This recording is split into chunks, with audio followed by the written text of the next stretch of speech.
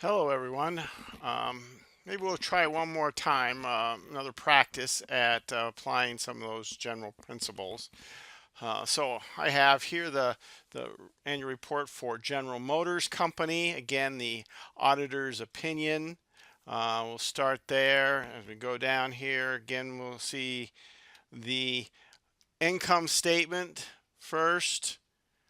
Notice how they have broken down different types of revenue. They feel like that is relevant to you to know how much they sold in terms of cars versus how much they sold in or how much they earned as far as loaning money as a bank, General Motors Financial. You'll see that 2017 was less than 2016 and other comparable numbers. Definition being that of what revenue and when it's recognized, and these are expenses and they're recognized. We have uh, income taxes as a big part of the expenses. Uh, and then to relate it to the shareholders and to make sure they understand, we have earnings per share, which is how much the company earned compared to how many shares they have an individual stockholder might have. Statement of comprehensive income, the balance sheet. Uh, Notice that they have been helpful in noting where in the footnotes the description of these various pieces are located and so that you can find a better description. And then uh, blank sheet and then the cash flows being the last one uh, as it was before. So that's how the financial statements are laid out. Oh, statement of equity is last. Sorry about that. Instead of the statement of cash flows, they did things a little different order than American Eagle we looked at. And then you see note one, they start right into and combine, in this case, the types of business they are in, as well as the starting to do into the financial and significant accounting policies is then note number two. So just like American Eagle, they tell you what's involved, General Financial, what the company is, what the business entity is, how they're going to look at that. The use of estimates, we saw that before, the idea of using judgments. Let's go down a little further this time. Uh, Pick out one here that we didn't see before, and that is fair value. This is a very important disclosure as regard to measurement and what numbers we're going to use. Remember, measurement is how much is on the financial statements. Recognition is if you put it on it or not. Presentation is where you put it on those financial statements, and then of course disclosure is this kind of thing. The actual discussion about what you might need to explain why you chose the things you did. Fair value is the concept that we're going to record assets not necessarily just for what they cost us, but for what they might be worth, and fair value is what they might be sold for.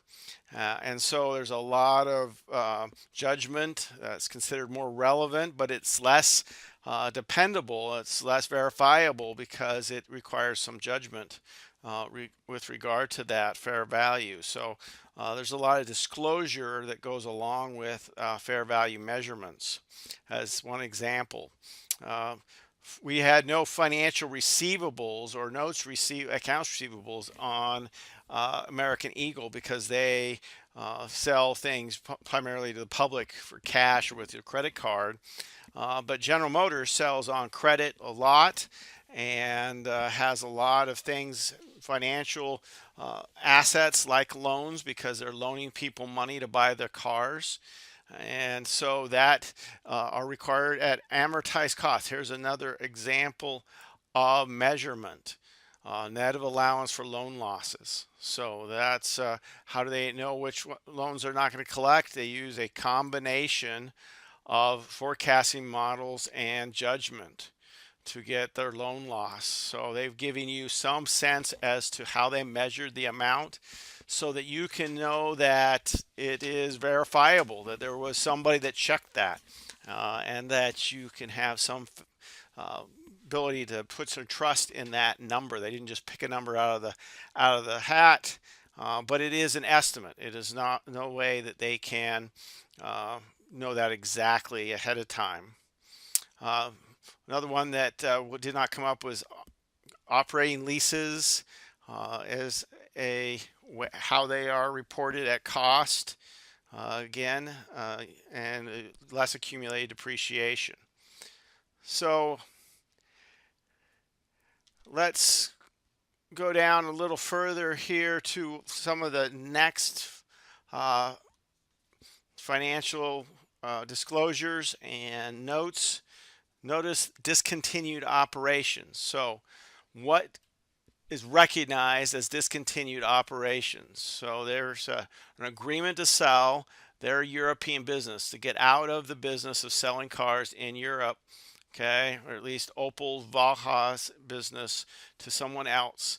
So that is a disclosure that tells us that we recognize that as a uh, discontinued operation. Is that relevant for decision making? Yeah, because that's not going to be part of our future financial statements, because we are getting rid of that piece of the business. And you'll see that there's a whole series of information about the dollar amounts involved, how that affected the financial statements, where it shows up on the financial statements in terms of uh, the amounts measurement, as well as uh, the disclosure regard to where on their presentation on the financial statements.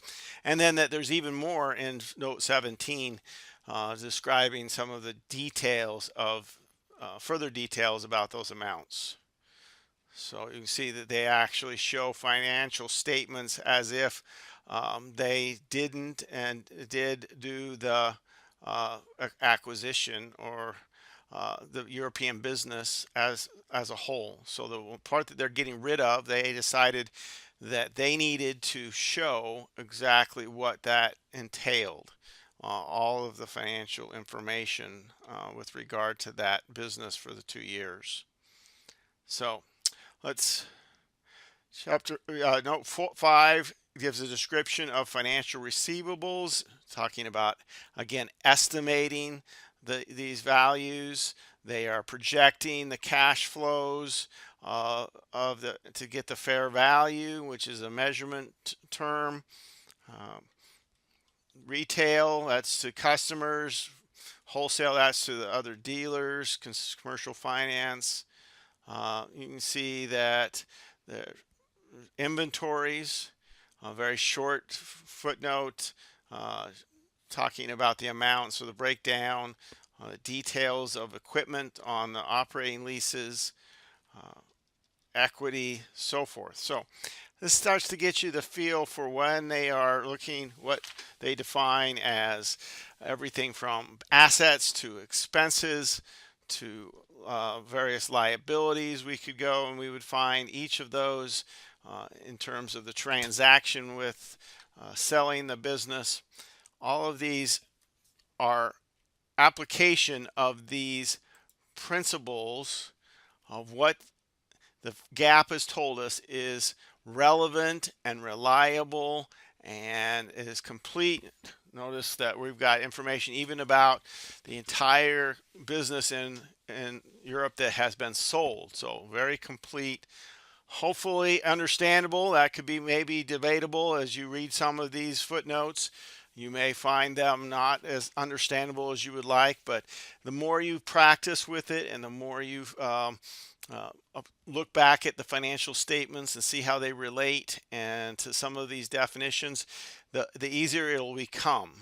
That's the idea, is that you become comfortable with this terminology, comfortable with how companies work with that, but it takes practice. It takes some reference and asking questions. So please do so, and together as a group, we will be able to get better at applying these principles.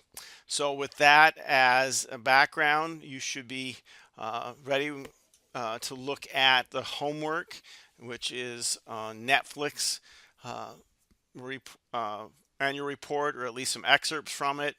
And some questions. I'm a little more specific in the homework as to the questions I would like you to answer, but it's similar in application to this practice that we've done.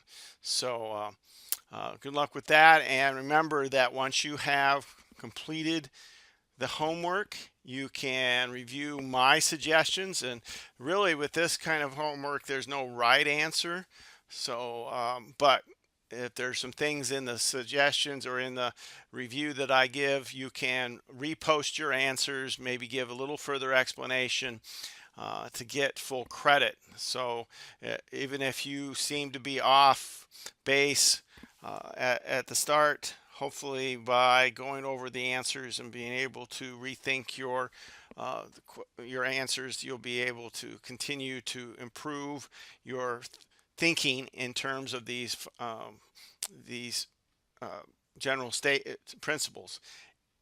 Again, if you disagree with any of my answers or have questions about why yours might not be correct, please post those. We'll discuss them and we'll learn from each one of those. Um, and we'll, even if we disagree with each other, we can learn from the perspective that you take. So please comment on each other's posts as well. And in the comments, if there's questions, feel free to answer them in the best that you can as well.